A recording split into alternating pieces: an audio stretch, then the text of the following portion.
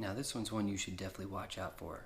And what I'm talking about is Law 11 of the 48 Laws of Power, which is make others dependent on you. Now, in the context of the book, Robert Greene says to make your superiors dependent on you. And that makes sense because, for example, if you show your superior what you can do and they feel like they can't live without you, essentially, it gives you the power and the freedom to do whatever else you have to do, one, but two, you made yourself irreplaceable, essentially, at least in the eyes of your superior. So wherever you're at, that position is solidified. When this is in context of a job, and it could be in any context. The big caveat to that, and I've learned this personally in my life, is yes, make yourself irreplaceable, because that helps you solidify a position somewhere. However, you have to draw boundaries because they might step the bounds a little too much, and you end up doing everything, and you clearly don't want to do that, because then that takes away from the point of this law, at least in Robert Greene's eyes, is to make yourself irreplaceable so you gain your freedom and your ability to do other things. But when I see this law, I think about it in the sense of people who use illicit substances, like the person who gives that to them or makes that transaction.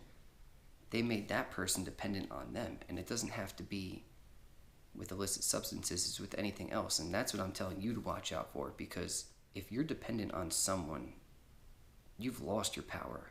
And just to remind you, this series is about using the laws in good ways, but also protecting yourself from other people using the law against you. And that's what this is about. This is what I'm saying right now. If you're dependent on someone, you have no power in that situation. Whether it's money, substances, food, housing, whatever it is, you are at their whims. Or you can be. It depends on how benevolent they are. And that's not a good position to be in. For lack of better words, if you're dependent on someone, they own you. They have more power to dictate what you do, where you go, when you do anything. They have that power over you, and that's not a good way to be, because then you'll eventually find yourself stuck in a hole that you can't get yourself out of.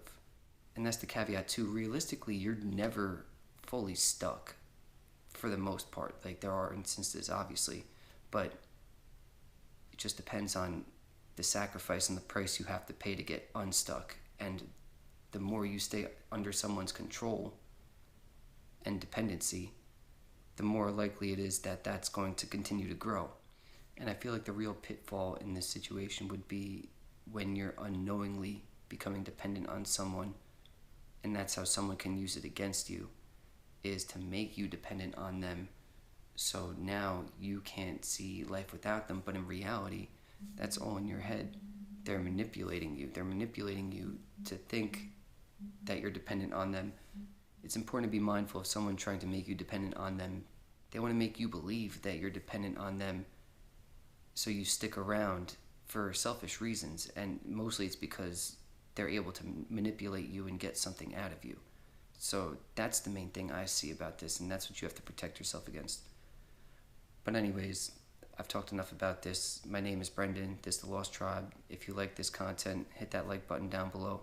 Leave a comment what you think about this law, and if there's something else you want me to cover. And if you made it this far, subscribe, because you clearly like the content. Once again, Brendan Lost Tribe. Peace out.